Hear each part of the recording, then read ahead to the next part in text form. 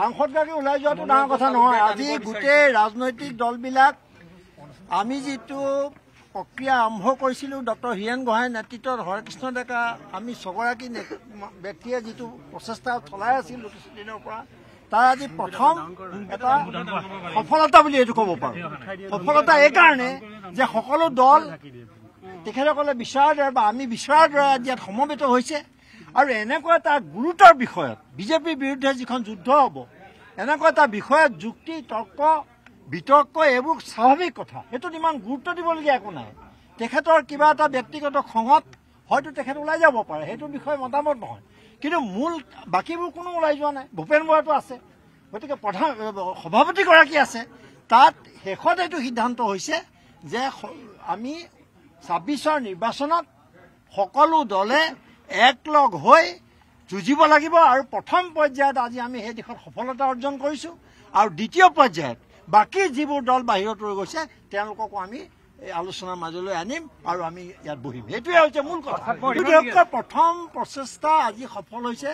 হীৰেণ গোহাঁইৰ নেতৃত্বত হৰেকৃষ্ণ ডেকাৰ নেতৃত্বত ছগৰাকী নেতাই আমি যিবোৰ ব্যক্তিয়ে যিটো চেষ্টা চলাই আছিলোঁ তাৰ আজি সফল হৈছে। প্ৰথম এইটো একেলগে সকলো দল বহিছে, এইটো আৰম্ভণি আৰু এটা আমি ৰাইজক অসমৰ ৰাইজক বাৰ্তা দিব খুজিছোঁ যে বিজেপিক হৰুৱাৰ স্বাৰ্থত প্ৰতিহত কৰাৰ স্বাৰ্থত প্ৰতিটো ৰাজনৈতিক দলে ঐক্যবদ্ধ হোৱাৰ পোষকতা কৰিছে। এইটো হৈছে মূল আজি সভাৰ বক্তব্য।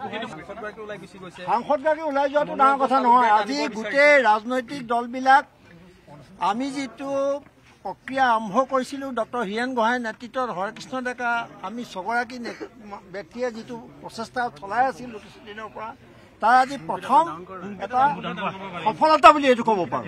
সফলতা এইকাৰণে যে সকলো দল তেখেতসকলে বিচৰাৰ দৰে বা আমি বিচৰাৰ দৰে আজি ইয়াত সমবেত হৈছে আৰু এনেকুৱা এটা গুৰুতৰ বিষয়ত বিজেপিৰ বিৰুদ্ধে যিখন যুদ্ধ হ'ব এনেকুৱা এটা বিষয়ত যুক্তি তৰ্ক বিতৰ্ক এইবোৰ স্বাভাৱিক কথা। সেইটোত ইমান গুৰুত্ব দিবলগীয়া একো নাই।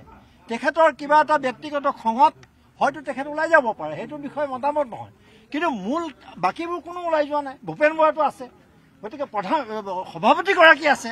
তাত শেষত এইটো সিদ্ধান্ত হৈছে যে আমি ২৬ৰ নিৰ্বাচনত সকলো দলে একলগ হৈ যুঁজিব লাগিব আৰু প্ৰথম পৰ্যায়ত আজি আমি সেই দিশত সফলতা অৰ্জন কৰিছোঁ আৰু দ্বিতীয় পৰ্যায়ত বাকী যিবোৰ দল বাহিৰত ৰৈ গৈছে তেওঁলোককো আমি এই আলোচনাৰ মাজলৈ আনিম আৰু আমি ইয়াত বহিম। সেইটোৱে হৈছে মূল কথা। প্ৰথম প্ৰচেষ্টা আজি সফল হৈছে। হীৰেণ গোহাঁইৰ নেতৃত্বত হৰেকৃষ্ণ ডেকাৰ নেতৃত্বত ছগৰাকী নেতাই আমি যিবোৰ ব্যক্তিয়ে যিটো চেষ্টা চলাই আছিলোঁ তাৰ আজি সফল হৈছে। প্ৰথম এইটো একেলগে সকলো দল বহিছে, এইটো আৰম্ভণি আৰু এটা আমি ৰাইজক অসমৰ ৰাইজক বাৰ্তা দিব খুজিছোঁ যে বিজেপিক হৰুৱাৰ স্বাৰ্থত প্ৰতিহত কৰাৰ স্বাৰ্থত প্ৰতিটো ৰাজনৈতিক দলে ঐক্যবদ্ধ হোৱাৰ পোষকতা কৰিছে। এইটো হৈছে মূল আজি সভাৰ বক্তব্য।